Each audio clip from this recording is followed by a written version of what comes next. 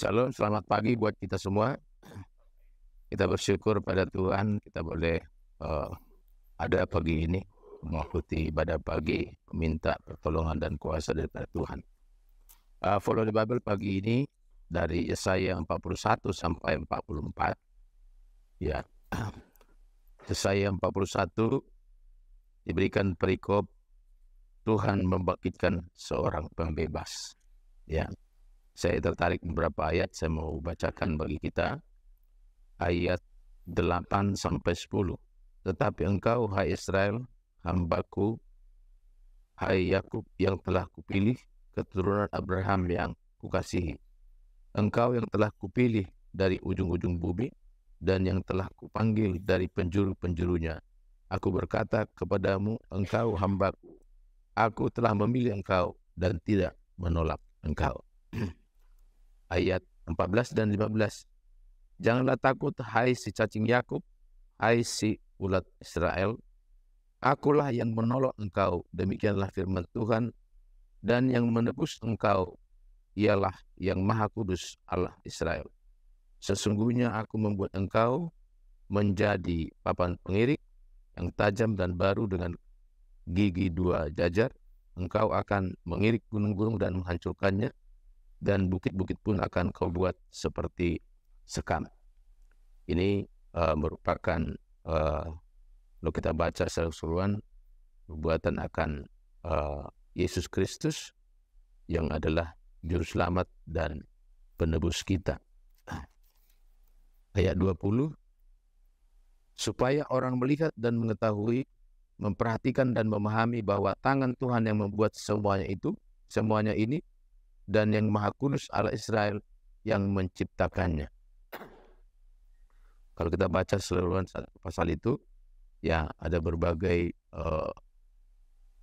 perbuatan-perbuatan yang semuanya itu hanya dapat dilakukan oleh yang Maha Kudus Allah pencipta langit dan bumi.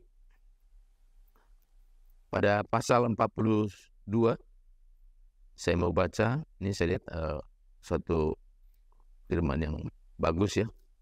Ayat 1 sampai 9. Lihat, ini hambaku yang kupegang, orang pilihanku yang kepadanya aku berkenan. Aku telah menaruh rohku ke atasnya, supaya ia menyatakan hukum kepada bangsa-bangsa. Ia tidak akan berteriak atau menyaringkan suara atau memperdengarkan suaranya di jalan. Bulu yang patah terkulai tidak akan diputuskan, dan sumbu yang pudar nyalanya tidak akan dipadamkannya. Tetapi dengan setia ia akan menyatakan hukum.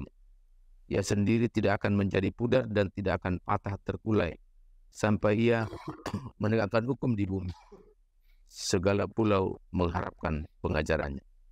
Beginilah firman Allah, Tuhan yang menciptakan langit dan membentangkannya, yang menghamparkan bumi dengan segala yang tumbuh di atasnya, yang memberikan napas kepada umat manusia yang mendudukinya, dan nyawa kepada mereka yang hidup di atasnya.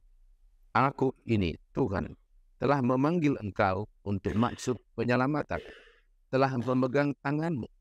Aku telah membentuk engkau dan memberi engkau menjadi perjanjian bagi umat manusia, menjadi terang untuk bangsa-bangsa, untuk membuka mata yang buta, untuk mengeluarkan orang hukuman dari tempat tahanan, dan mengeluarkan orang-orang yang duduk dalam gelap dari rumah penjara. Aku ini Tuhan, itulah namaku.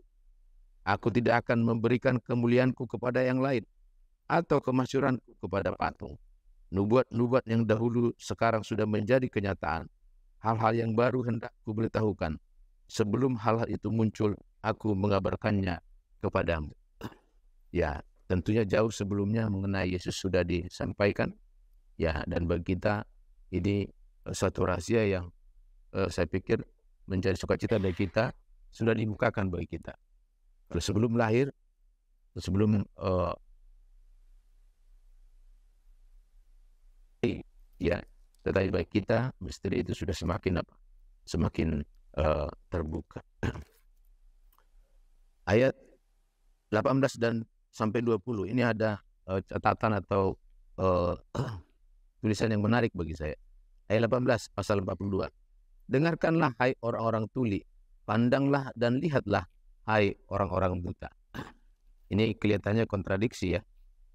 Bagaimana kita bisa menyebut, dengarkanlah hai orang-orang tuli. Namanya tuli, nggak bisa mendengar. Pandanglah dan lihatlah hai orang-orang buta. Tetapi sesungguhnya bisa kita pahami ayat ini diberikan penjelasannya pada ayat 23 sampai 25. Siapakah di antara kamu yang mau memasang telinga kepada hal ini dan yang mau memperhatikan dan mendengarkan untuk masa yang kemudian? Siapakah yang menyerahkan Yakub untuk dirampas dan Israel kepada penjara? Bukankah itu Tuhan? Sebab kepadanya kita telah berdosa, dan orang tidak mau mengikuti jalan yang telah ditunjuknya, dan kepada pengajarannya tidak mau mendengar. Maka ia telah menumpahkan kepadanya kepanasan amarahnya dan peperangan yang hebat yang menghauskan dia dari sekeliling, tetapi ia tidak menginsafinya. Dan yang membakar dia, tetapi ia tidak memperhatikannya.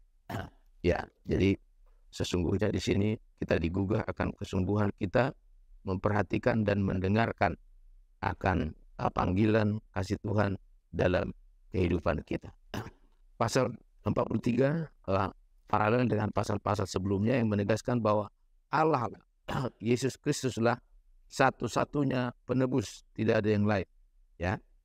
Pada ayat 3 disebut, dicatat, sebab akulah Tuhan Allahmu yang Maha Kudus, Allah Israel, juru selamatmu.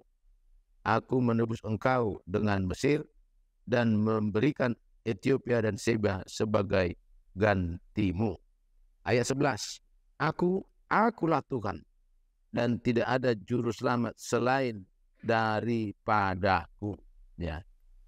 Saya pikir kita bersyukur kepada Tuhan, kita boleh diizinkan boleh mengenal Yesus Kristus. Ya, ya saya pikir ya semua orang yang mengaku Kristen sesungguhnya kita punya kitab suci yang sama dan kita punya Yesus yang sama yang kita ikuti. Tapi sesungguhnya apakah kita telah membukakan dengan ketulusan hati kita untuk mengikuti Dia? Itu yang menjadi persoalan. Ya. Dan inilah menjadi pergumulan kita dalam kehidupan kita sehari-hari.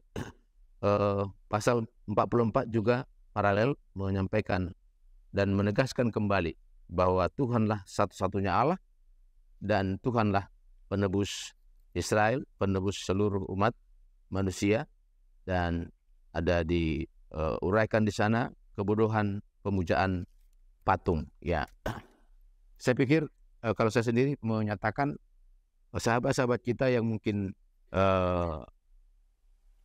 sebelumnya tidak kenal Yesus, katakanlah penyembah patung, kemudian memilih mengikuti Yesus, bagi saya mereka memiliki pengalaman yang luar biasa. Ya, karena itu tidak mudah, ya tidak mudah. Dari sahabat kita yang sudah kita sepupu menjadi pengikut Yesus, suatu pergumulan yang luar biasa. Tetapi Tuhan punya cara, Tuhan mengizinkan. Masing-masing punya cerita, tetapi undangan rahmat Tuhan itu terbuka bagi siapapun. Ya, menjadi masalahnya apakah umat manusia kita dengan keikhlasan menerima dan mensyukuri karunia iman yang Tuhan berikan bagi kita. Kiranya sarana keselamatan, penebusan itu boleh menjadi bagian kita hari ini selama hidup kita, dan ketika kita sudah akan bertemu dengan Juru Selamat kita, Yesus Kristus, pada kedatangan yang kedua kali. Kiranya Tuhan memberkati. Amin.